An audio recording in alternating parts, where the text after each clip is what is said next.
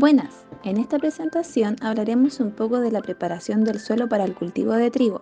Recuerda que puedes pausar el video para obtener más información. El trigo está representado por dos especies monocotiledóneas, las cuales son de carácter anual. La más importante, Triticum aestivum, corresponde al trigo harinero. La segunda especie, Triticum turgidum, corresponde al trigo duro o candial. Este último se destina fundamentalmente a la obtención de semolina para la fabricación de fideos y pastas. Morfología del trigo. Empecemos por la raíz. Las raíces permanentes en la planta son las que nacen cuando la planta ya ha emergido del suelo, ya que las raíces que nacen en la germinación son temporales. Las raíces del trigo son fasciculadas, es decir, no tienen un eje principal y todas las ramificaciones tienen la misma importancia. Estas suelen medir más de 1 metro, aunque en torno al 50% de ellas están en los primeros 25 centímetros del suelo. El tallo es un tallo recto y cilíndrico, de tipo herbáceo, es poco ramificado y hueco, excepto en los nudos. Generalmente posee 6 nudos y su longitud se encuentra entre los 60 y 120 centímetros, aunque varía según la especie que se cultive. Las hojas son alargadas, rectas, paralelinervias.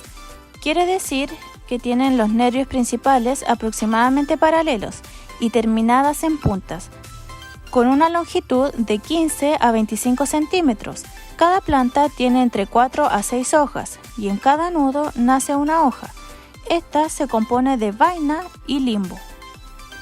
Inflorescencia. Cuando comienza a elevarse el tallo y se alarga, al finalizar su desarrollo aparece la espiga envuelta en una última hoja. La espiga está compuesta de 15 a 25 espiguillas que se presentan alternativamente de izquierda a derecha, en torno al eje central llamado raquis.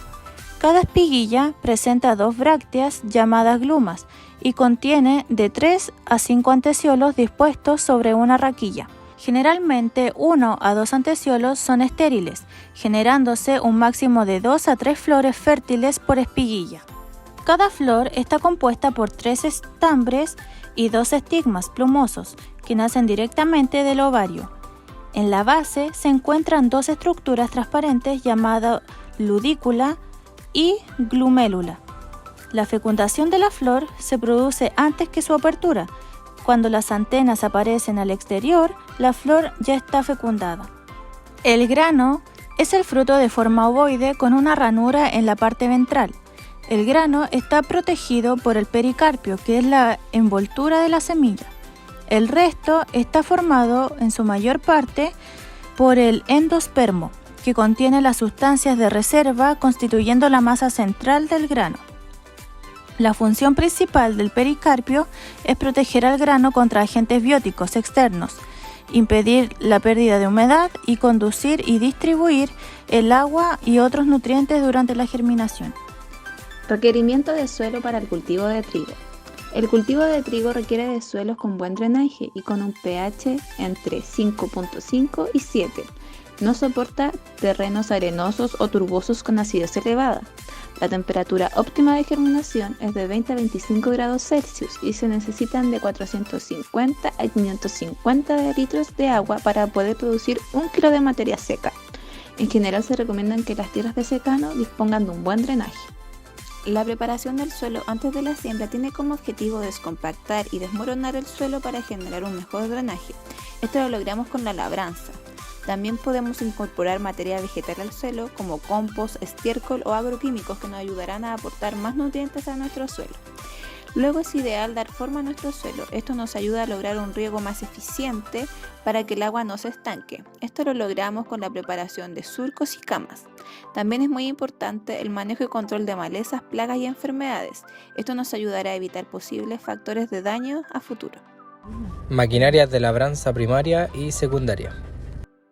Arados de labranza primaria. Arado de vertedera. La vertedera es la parte del cuerpo del arado que eleva, rebate, invierte y en parte disgrega la gleba o prisma rectangular de la tierra, cortado por la reja y la cuchilla.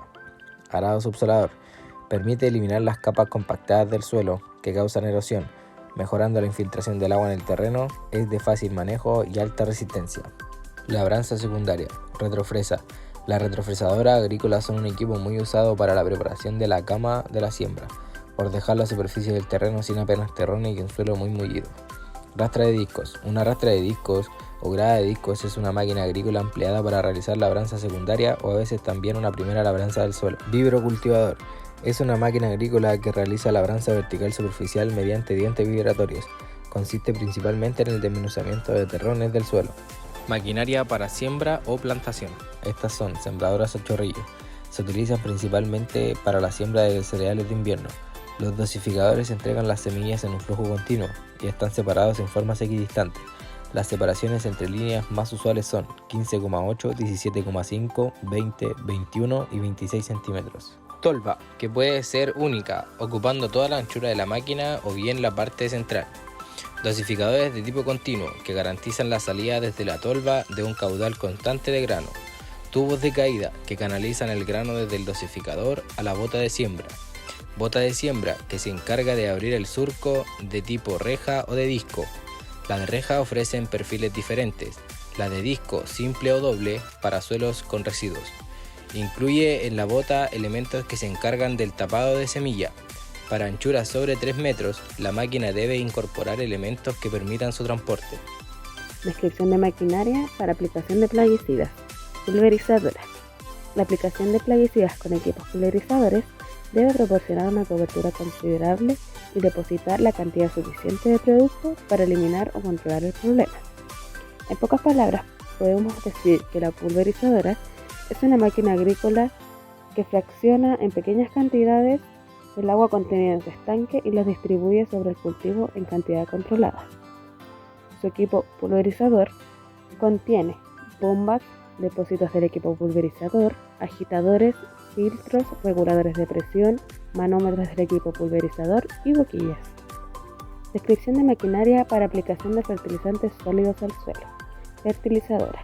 Fertilizadora centrífuga, de platos o de discos. Son distribuidoras de fertilizantes donde el producto es esparcido por proyección mediante la utilización de la fuerza centrífuga. Esta requiere de fertilizantes granulados para así lograr mayores anchas de trabajo y calidad de distribución aceptable. Factores de diseño del equipo que influyen en el ancho del labor. La velocidad inicial de las partículas, que depende de la velocidad de los discos distribuidores. La altura de aplicación, normalmente fijada por fabricantes a 75 centímetros de cultivo. El ángulo vertical de salida. La distancia máxima se obtiene cuando las partículas son lanzadas con un ángulo de elevación de 45 grados. Factores de fertilizante que influyen en el ancho del labor. El tamaño de las partículas. A mayor tamaño, mayor alcance. La forma. Cuanto más redonda sea la partícula, menor será la fricción con el aire y mayor será su alcance. Densidad. A mayor densidad, mayor alcance. Curvas de distribución, si son asimétricas o simétricas.